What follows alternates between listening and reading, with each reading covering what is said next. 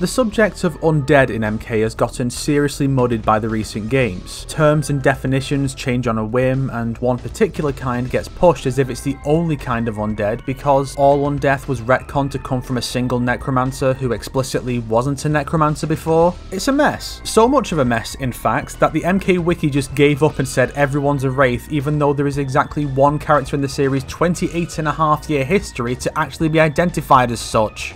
I mean, I can actually use this show's catchphrase for reasons other than branding here. That's the barometer for how messy something is around here. So let's go back to the beginning and see if we can untangle this yarn ball of a canon.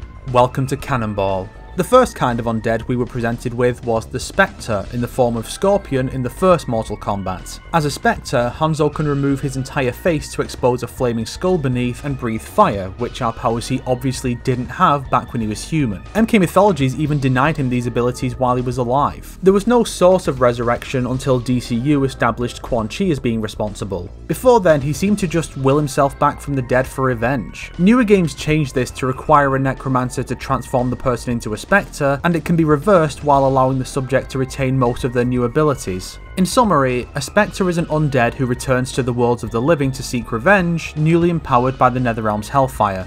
The second kind of undead, although we didn't know for sure at the time, was Wraiths, such as Noob Saibot in MK2.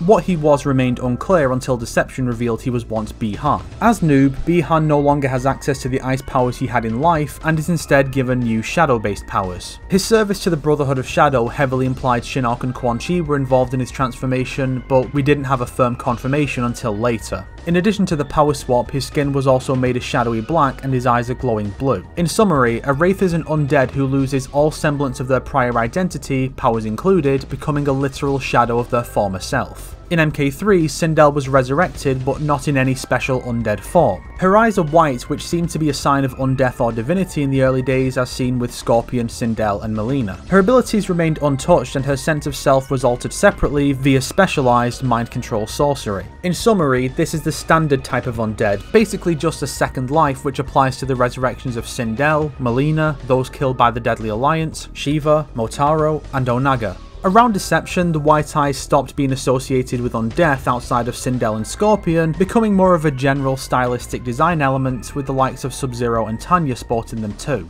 Being a conglomerate of the souls of thousands of dead warriors, Ermac is technically undead, which makes his Pharaoh costume in MKX very appropriate, and goes some way to explain why he looks like he's rotting over the course of the Netherrealm trilogy. In summary, he's Ermac.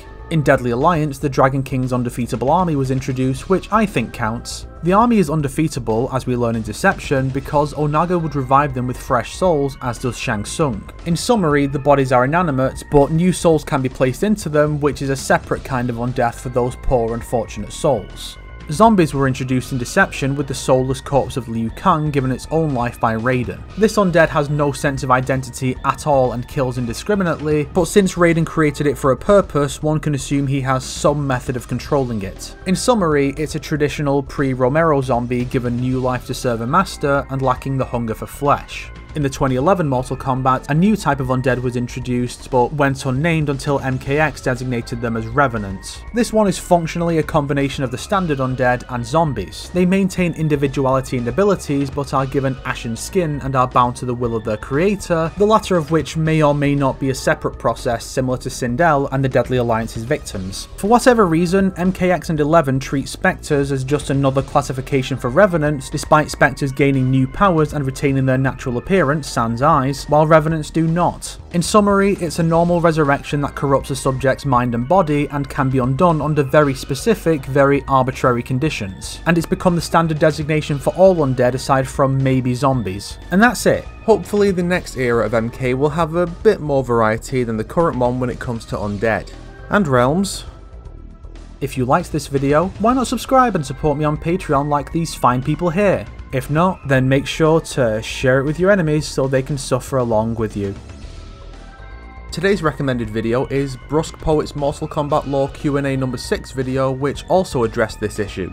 I had him look over this script before I recorded, so you can hold him accountable for anything you dislike about the video.